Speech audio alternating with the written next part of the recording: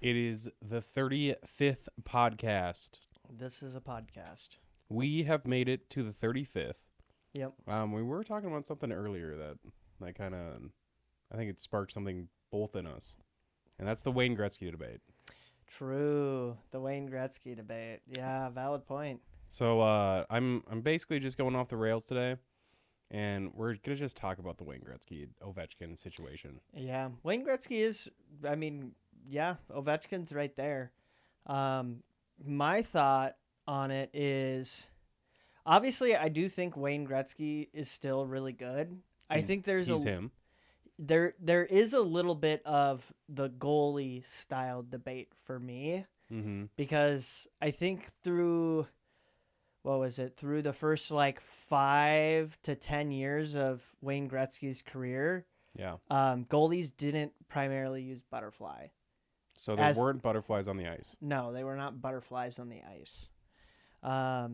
But they did not use butterfly style of goaltending, which covers most of the net, Okay. which is primarily what's used today. So for the people not, necessarily privy to the butterfly stance. Yeah. So there's standing and then there's butterfly. Yeah, butterfly is what you would see today. Most people who, I don't know, unless you were born basically before the 80s or Yep. You're born around the 80s, you would have no idea what the other stance is, or maybe if you're like an NHL buff.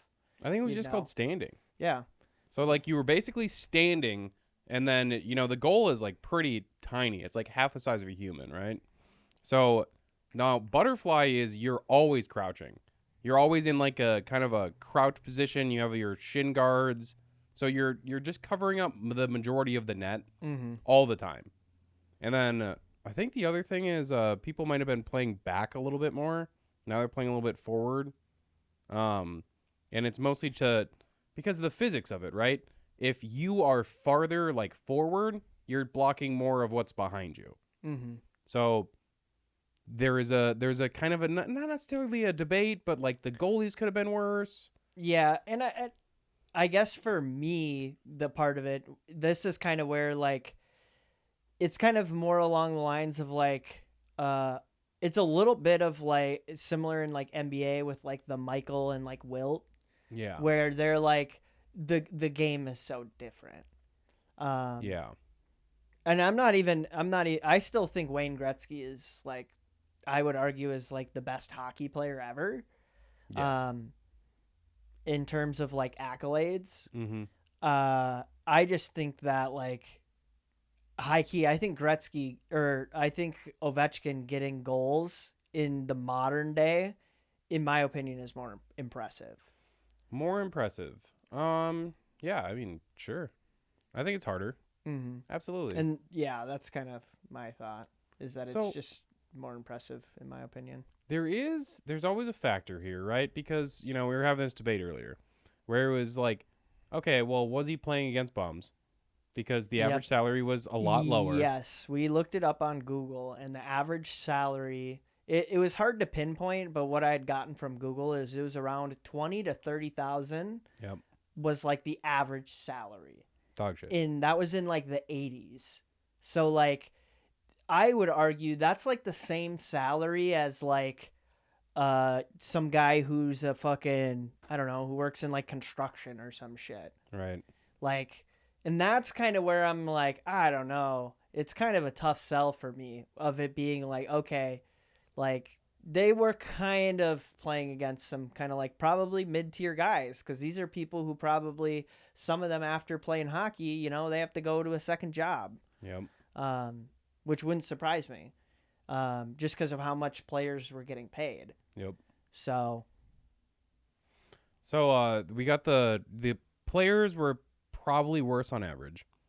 The goalies were doing a funky little stance. Just a worse stance, worse players. And then, but the thing that is so incredibly impressive about Wayne Gretzky is not necessarily his goals. it's not his goals. It's his points. Yeah, it literally is his points. It's the fact that he was the leader in goals and assists. Yes. And he's I'm pretty sure he's far ahead in assists. By a ridiculous margin. And here's the reason why I think it's the goaltending style still. Yeah. Because if you look at when his assists kind of start to fall off a little bit, I mean, Yeah. he still definitely was really fucking good at Mhm. getting assists. It was around like the 1990s, Yeah. which is right around when like Butterfly got more popularized. Mhm. So that's kind of where I'm like, well, you know, I don't know. I think there's an argument for it. Yeah. Especially in how good it made like the average player. But I'm sure there also is a lot of stuff for like that Edmonton team, Yeah. because he did so good with Edmonton. Like Yeah. he was insanely good. Like he had like 200-point seasons. Jesus Which is insane. Christ. For Goodness. perspective, like the average NHL player right now gets like 115 to like 130 if they're having a really good season. Well, and I don't want to alienate anyone in the podcast, so I'm going to just slightly explain, because not everyone watches hockey. To get a point, you have to either get a goal or get an assist. Mm-hmm. So, and assists are a little more giving than I believe the NBA, right? Because Yes, they are. so you can do a pass to a guy and then a pass to a guy, and those That's- two guys will get assists. Yep. Now, in the NBA, if you pass the ball to somebody and then they pass it to another guy, the guy who initially passed it does not get anything. Correct. He is a nothing Well, burger. He's yeah. a non-factor. Yeah, but here's why I mention that, because it's still the same thing today for the NHL. Yep. It's still, you can do, it's a pass to goal. Yep. Still like both of those players who pass get an assist. Mm-hmm. That's why you'll sometimes hear people call it like a hockey assist, Yep. where like the original guy who had the puck is like the hockey assist guy. Yep. So I don't know. I just think it's, I don't know, kind of interesting factor, because it's kind Yeah. of like my thought on it is like it makes me think of like jack of all trades type stuff, where it's like, Mhm. okay, like these hockey players who are like, they also have to juggle a second job. It's kind of like there's no way they're going to be as good. And the other Mhm. thing we talked about is how the floor is better. Yep. In terms of like Average player. the average player. Like the floor now, just in any sport, is way higher than it used to be. Yep. Like the worst player in the NHL is way better now than they were in the 80s. Yeah, and then there is another thing to say with the poor salaries of the NHL players. Mm-hmm. I bet getting around to the games was a lot harder. Yeah, I bet true. going to buses, I bet the actual the quality of the players and how ready they were to play was probably lower. Mm-hmm. Just gonna throw it out there, just using it as a point Yeah. to say the players probably weren't as good Mm-hmm. in Wayne Gretzky's time as they are currently. Mm-hmm. You know? Mm-hmm. And then also to the assist thing, like you need a Scottie Pippen. True. Literally. You need a guy. Literally, there needs to be it's like, you know, there needs to be more like good players. I think I read a thing on like Tom Brady, how Tom Brady only played like 2 seasons without a top 10 defense. Damn. Yep. Yeah, and that's why he's like He's my goat. that's why he's the GOAT for the NFL, is because he always plays with like a top defense. Yep. Because like I don't know if people forgot, but these are team sports. This ain't tennis out here. Yeah. It's not singles, you know? singles. It's not one-on-ones, It you is. know? It is kind of interesting, and this is maybe a side road, but that like individualized sports are way less popular than team sports. Mm-hmm. Interesting. I mean, maybe in the United States. No, because nationally football is the most, like soccer is Yeah, like true. number fucking one, and it's True. number one everywhere. True. If it's not American football, it is then soccer. Yeah, true. And really, it's if we're talking well- about internationally, it's soccer and then it's American football. I think no, I thought it's cricket. Oh my god, my phone provider. Yeah. Yeah, I'm pretty The- sure it's cricket. Dude, I think cricket is. Have you ever seen what they call the field, like you know how it's first base, second base, third base? Sure. Dude, I'm gonna keep the pod warm. I'm gonna blow your mind for a second. Okay. Well, I mean, I guess at that point I can just throw out other mid sports takes that I have. Yeah, I mean, I don't know. I guess when it comes to the historical debate, for me, I just think for that reason it's really hard to compare generations. And that's why a lot of it is, for me, if people want to grade someone who's in a newer age as their GOAT, I'm fine with it. If someone wants to do the older age as their GOAT, I'm fine with it, because the games are just so different. Well, we're split down the middle even on this podcast. You are a LeBron James, Pookie Sunshine guy. Yep. I'm a rugged, tugged, cigar Michael Jordan guy. Yep.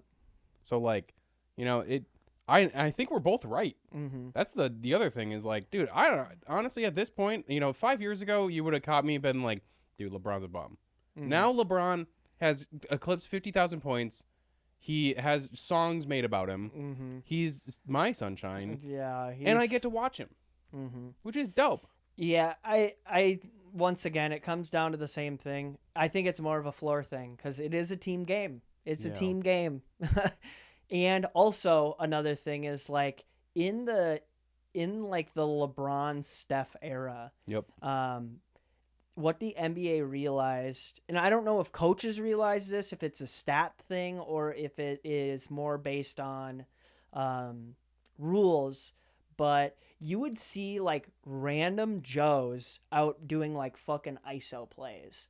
And oh yeah, Joe fans Johnson. don't give a fuck about that. ISO like, Joe Johnson actually. Like not like Joe Johnson, because Joe Johnson was still really good. He was like that. Yeah. I'm talking like you're seeing like a Mo Williams doing ISO plays. Yeah. And I don't know if you know who Mo Williams is, but that was that was one of LeBron's teammates early on in his career, where it's like he's a fucking role player, bro. Like he's a 3-and-D. He should be a 3-and-D type guy or a point handler. Yeah. Where he's handling off of the pick and roll, and that's like his main thing that he does. Yeah. And then he sometimes shoots threes.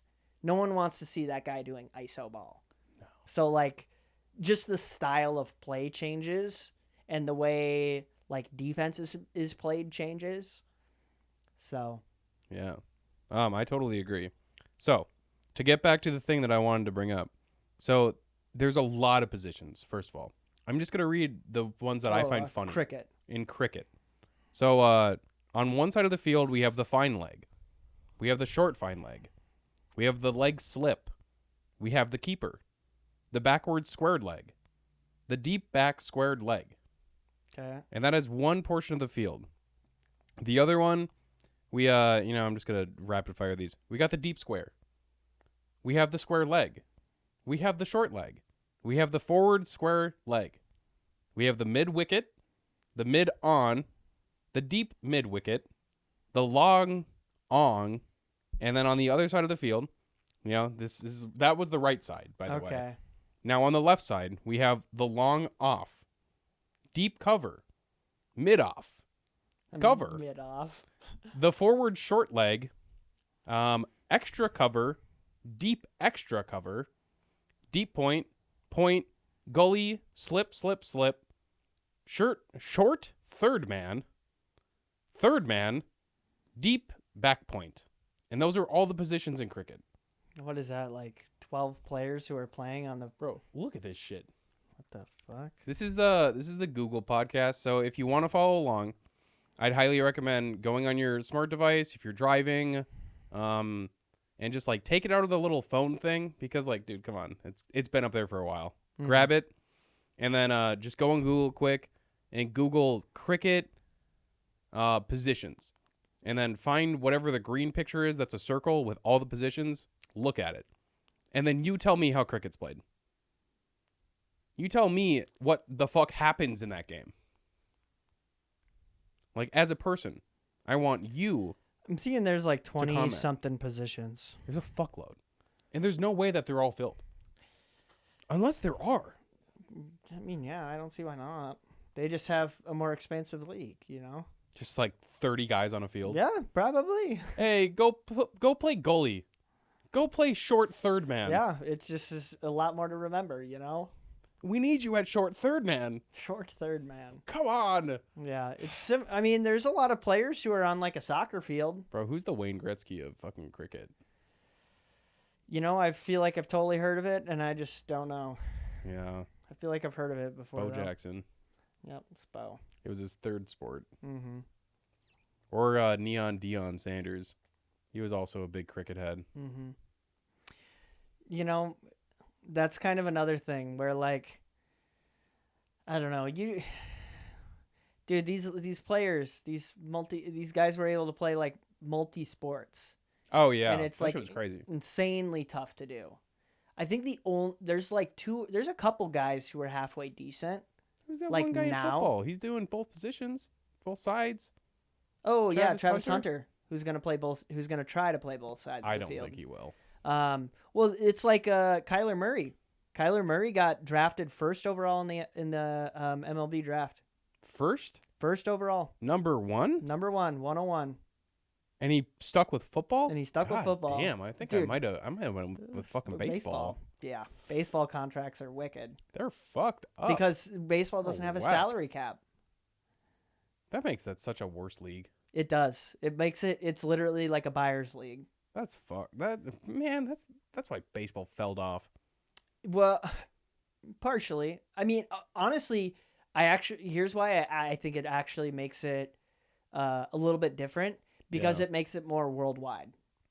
Because like Pitbull. yeah, it makes it Mr. Worldwide. What is it? Proud of myself on that one. Yeah, it was good. What is it? Because that teams can spend more money. Yep. It's easier to get worldwide attention on it because they have teams that are so good. Baseball Plus- is international. I agree. Plus, there's also like a fuckload more games too. Yeah, there's like 180 or something. Yeah. So maybe that's why dead ass. Maybe that's why I don't play baseball. Because like, dog, that's like, I understand that football's like a long time, but there's like 4 months without football. I mean, I Mhm. understand that the players have to like report to training camp and then like get ready, but like, dude, you're kind of in like summer school. You know what I mean? Like, you're not I summer mean, school. baseball kind of has that too, you know.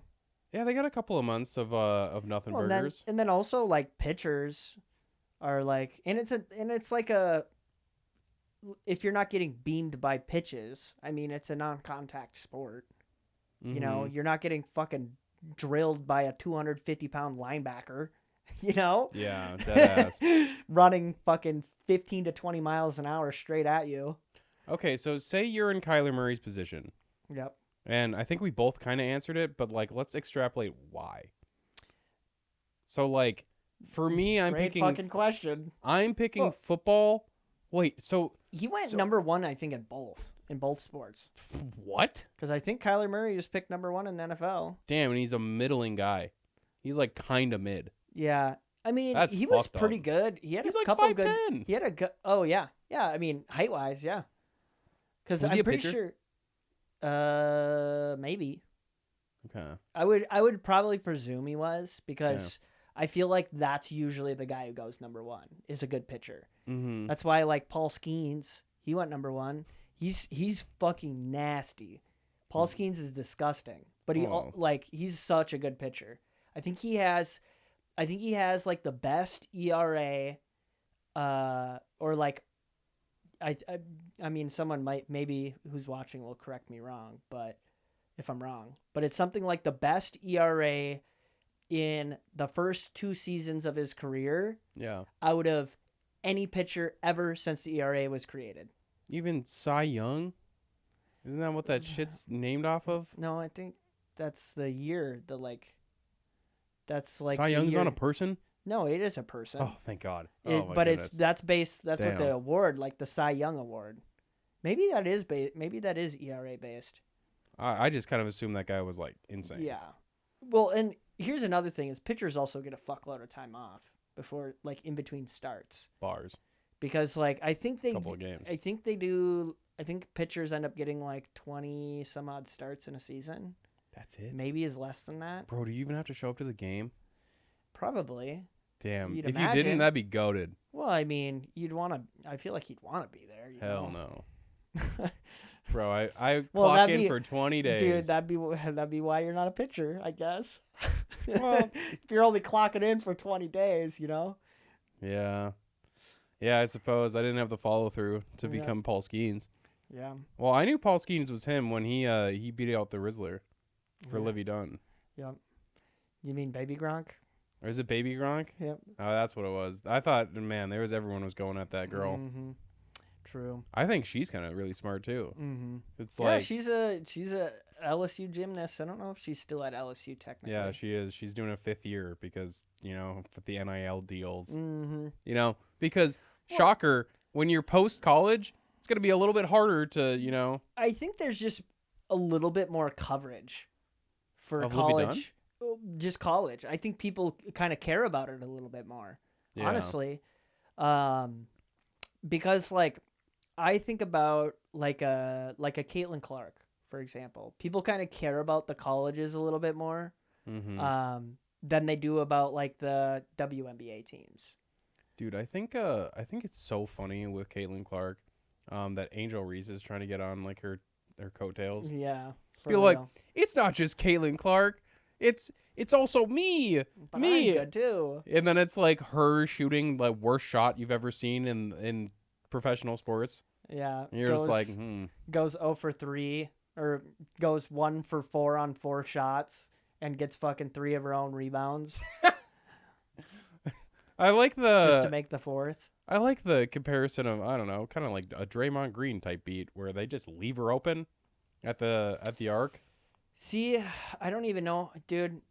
You know who I think is almost a better comparison, but I mean not as good. Rudy Gobert.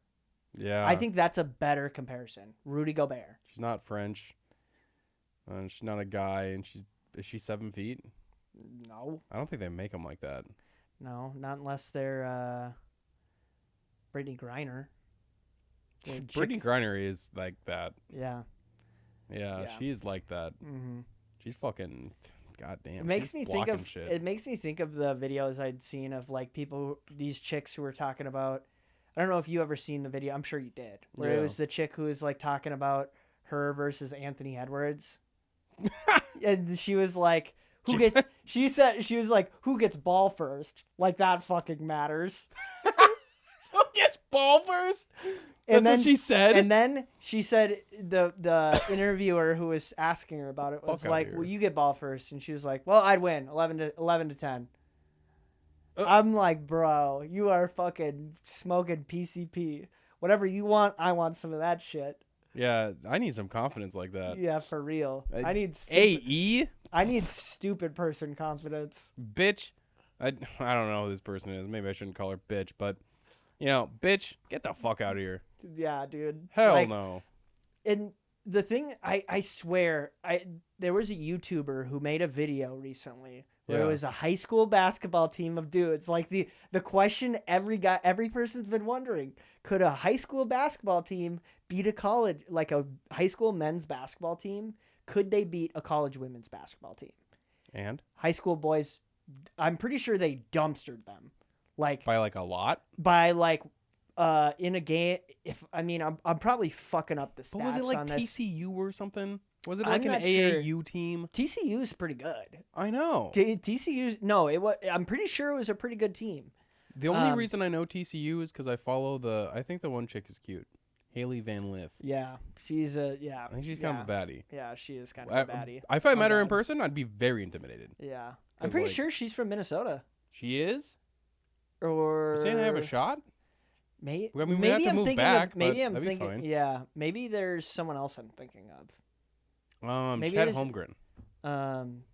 Chet Holmgren is from Minnesota. I know that for sure. Yeah. No, there's a girl who is in like college hoops. Maybe it's like her name's like Paige or something like that.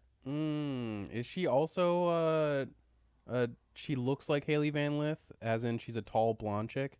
I think so. Then I think I know who you're talking about. Yeah, I think she's still in college. Maybe she plays for UConn, That sounds right.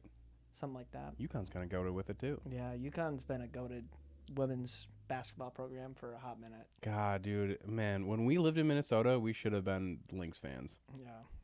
We should have been Lynx fans for the longest time Why? because they're good. It's hard. I mean, that's kind of see. I mean, I guess. And this is where I think it starts drawing a good comparison between like colleges versus pro sports, because like I think it's more I'm as an avid sports watcher, like I'm more into college sports of a state that I'm not even located in rather than WNBA. I'm actually more interested in UConn women's college basketball. I'm more interested in that than the Lynx, who've won multiple championships. I know, and which is sad. Yeah.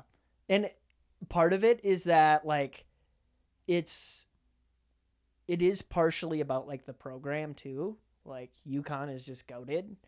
But also it's like you can, there's versatility in it. You could root for the men, you could root for the women, you could take your pick. Either way, you're kind of rooting for the school. It might have even been last year. It was either last year or the year before. Yeah. Both UConn men and women won. Oh, really? Yeah. The championship? Yep, same year. That's kind of sick. Yeah, right? Dude, Like, if you that's were fucked up. If you were on the UConn college, it would have been fucking crazy. Yeah, you'd been turning up in Connecticut. Well, to be fair, my hockey team won the thing, and that was hype. The Nat. Yeah, Yeah, they won the Natty. Yeah. They won the Natty a few times. Yeah, When I went to NDSU, I was sick. yeah, pretty much, dude. I mean, any of the Great Lakes in Boston, like, they're all fucking goated. St. Cloud. St. Cloud. St. Cloud's like that. Mankato. NDSU's like that. NDSU. Mankato is like that. UMD. UMD. Gophers. Yeah, Gophers have gotten Boston better too. College. NDSU. Let's see here. I don't know if Michigan is like that. Dude, is it a national thing? Like, and this might sound really stupid, but like the fact that like St. Cloud and like Mankato, and we're just talking about like Minnesota cities at this point, do other teams try? Like, do they try to win, and then St. Cloud goes to them and beats the shit out of them? Here's how I think it is that a lot of people know Minnesota colleges are just prestigious for hockey. Yeah. Because like, so dude, they go there. It's fucking winter most of the fucking year here. Yeah. Not anymore. I mean, not right now, but True. most of the year it's like it's perfectly set up to go play hockey. Mm-hmm. So, and there's a lot of funding that goes into it. So, yeah, which makes sense. So yeah, Yeah. I mean they call it the state of hockey for a reason. Yeah, Minnesota. Yeah. I mean, dude, if we still lived in Minnesota, that'd be sick. Mm-hmm. I mean, The UK is good. Yeah. I The kind of like, UK. yeah, Bali is probably my favorite. Well, we were thinking about going to Dubai, but like then we learned that we couldn't drink there. They don't have they permit a little bit of alcohol, but to do as many drugs as like we, I don't want to say do, but like as we partake, Mm-hmm. we take a little smidgen, a little bit. who of left this, that a on the little bit- table? A little bit of this, a little bit of that. A little bit of salt, a little bit of pepper. Mm-hmm. We throw that into the pipe and then we smoke that shit. Yep, we give it the old fuck you. We give it the old fuck you. Mm-hmm. It's true. Pretty much. Yeah. Other than that, I mean, I don't know. I don't know if there's any other like wild sport takes or anything like that. There was two more, because if we're keeping it a full trillion, we're at like 30, so we may as well just keep going for 15. Fuck it. Yeah, we can talk more sports stuff. So this is the sports episode. We didn't pre-plan this. This is kind of a just off the dome piece. But the two things that almost happened. Jokic having the best triple-double of all time. One of the best. Yeah. Having a 61-point triple-double. Mm-hmm. Double overtime against the Timber Pups. Yeah. And losing to Anthony Edwards. Mm-hmm. I thought that was pretty gnarly. And then I also thought the subsequent game of Stephen Curry hitting, I think, 12 threes. Something like that. The game before. Yep, 12 threes, almost beating the NBA record and getting the W. Mm-hmm. Yeah, it was definitely a good night to watch basketball. Those were pretty sick. And then I guess it'll probably be all played out by this point, but the standings right now, currently in the world, are pretty really gnarly. Close. Yeah, it's super close in the West. The East is pretty much all sorted out, but 2 through 8 still kind of have to be decided. So who do you think, the question is, who do you think will win the NBA Finals? Who do I think will win? Yep. See, I had the Nuggets actually as one of my surprise teams, but Bro, they look after like shit. losing to the T-Wolves and losing to Golden State They look like poopy. in the last couple of nights, I don't think it's Brucey's time to shine. Bro, Jokic looks like Superman. He's backpacking. Yeah. But to be fair, he Big back. also is having a lot of turnovers. Sure. Even though he's playing really good, he is having a lot of turnovers. Fuck, it's 5v1. I mean, So- shit, man. Shit, yo, he's a lone brother out there. Yeah, I don't even know if I necessarily agree with that. You don't think he's a lone brother? No, I don't. Because I think Damn. Aaron Gordon's pretty fucking good. Michael Yeah. Porter Jr. is pretty fucking good. I think he's Jamal mid. Murray's pretty fucking good. Jamal's the only person. See, I just don't think that. Because, okay, here's why I say that. If Aaron Gordon was a six man of the year, every single fucking year. If he's... Sure, if LeBron was the sixth man, he'd be the sixth man of the year. Yeah. I mean, yeah, valid point. Steph Curry was the sixth man. I mean, he would be the sixth You know, if we took one of our starters and we put him as the sixth man. Mm-hmm. So here's the reason I mentioned that is because I think they actually do have a good team. It's Yeah. just that a lot of times they're not all healthy. Bars. Because, the best ability is availability. I've you been know? saying that. Fuck, dude, you need to have a fucking healthy team to fucking play and win Look games. at the Clippers. Or no, the 76ers. Yep, 76ers. Holy shit. Look at Damn. Cheeseburger Eddie. Who the fuck is that? Zion- Cheeseburger Eddie. Zion Williamson. Cheeseburger. Look at Cheeseburger. No, Zion Williamson. He does not. Oh, fuck, that got me. He doesn't really play games. Nah, hell no. He's out. There was some stat that recently was it was in the middle of this season where it was he's played the least amount of games to get to the certain amount of point threshold, 5,000 points, I think it is, or something like that. Sure. Youngest ever to do it. And I Took him think 5 years. yeah, it took him a really long time to do it. Where Yeah. other guys, they did it way they did it in terms of what age they were. They Yep. were younger, but it took them more games. Sure. But Zion's still, I think, pretty young, but I think this is kind he? of I think he's 26, 25. Okay. So in terms of in relativity to Bro. NBA players, he's still relatively young. I could see that guy retiring at 30. You know? Maybe. I could see him getting one more good contract and then see it. Dude, Chandler Parsons fucking fleeced the NBA. He was decent. He was not better than Zion. You could never sell me that. Yeah, he was probably better than Zion for sure. I'm not gonna elaborate or No. anything, but Yeah, sure. In Crazy World, I agree. in the backwards and the upside Yeah, down. for real. In the upside down, definitely.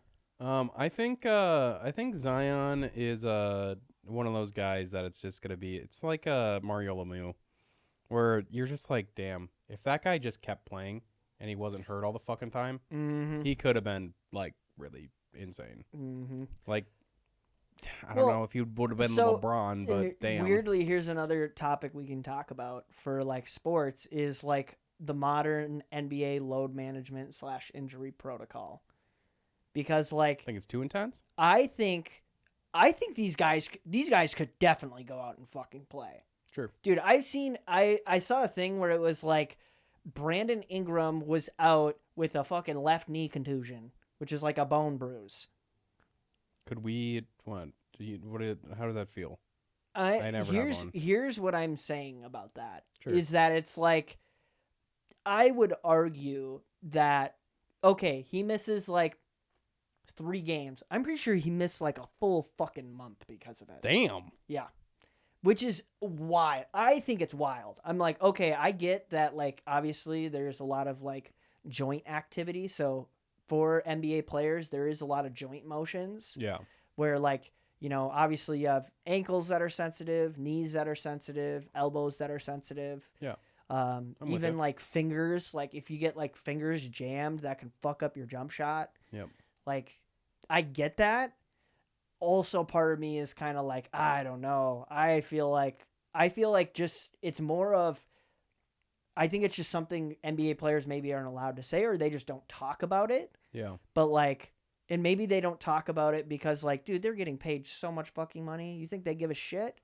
Because, like, I also see it where NBA teams are like, dude, we're paying this guy hundreds of millions of dollars. I don't want this guy going out and playing if he's injured. Oh, let me The say 2 risk words. reward is like, especially on when they're like already a shitty team. The person I want to bring up is Kawhi fucking Leonard. I think that's a great example. So, like, what about him? Where his medical staff has cleared him several times. Not like the team's medical staff.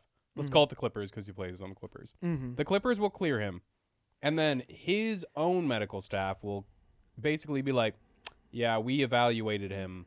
He's not ready to go," Mm-hmm. and then he won't play. Mm. Yeah, and that's kind of what I'm talking about. These guys are already paid millions of dollars. They're not just looking at it during their NBA career. Yeah. They're thinking about like after they're done playing in the NBA. Yep. Which is why once again, I think it's kind of like the nature of so many people being interested in the sport and there being so much consumerism around it. Yeah. That it eventually gets to the point where it's like the players don't really give as much of a shit Yep. because they're getting paid a fuckload of money. Mhm. So they're not willing to maybe like play through an injury. And then also the teams are like, well, you know what? Our guy, he's getting paid a fuckload of money. What's the risk here? You know, the risk versus, okay, we're having him play through, a bruise in his spur. knee or something, where it's like a bone bruise or some shit like that. And it's like, well, it could turn into this.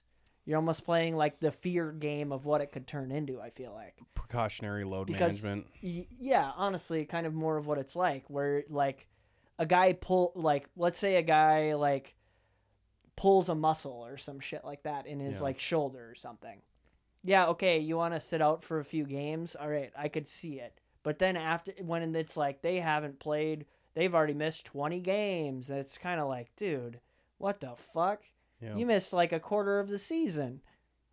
Yeah, and I mean, I think that, I don't know, you can do as much load management as you want. You can do, but like truthfully, the benefits and what the player has as far as the resources they have to, like, I don't know, dude, what LeBron James does to his body to be this successful this late in his career, it's clearly a work of monumental, like, you have a process.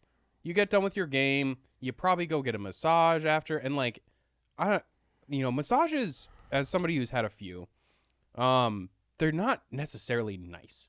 Like, they kind of hurt. Like, if Yeah. it's a good massage. So you got your If massage. it's that's like a deep tissue. Yeah. So you get your deep tissue massage, and then after that, maybe you go into like a warm bath or something, and then you get rolled out, and then you stretch, and then you do like this. Somebody walk through like LeBron James's day, and a lot of it is just working on his body and not even like lifting. Like, because, you would imagine like what the day-to-day for like LeBron James would be is like wake up, I don't know, let's say 5 a.m. Like, wake up 5 a.m., stretch, work out, get a massage, do your cryogenics, maybe do a whatever ice bath or something, then go into a warm bath, and then I get another massage, and then another workout, do shoot arounds in there somewhere, and it's like that's his everyday. So like, basically the thing that I'm saying is that there's so many resources for these people to not, and I think either their bodies are just fragile through genetics, like a Zion who clearly has the resources to get healthy but not stay healthy. Mm-hmm. And then there's there's the kind of the GOAT debate of in Michael Jordan's era, he was smoking cigars, drinking beers.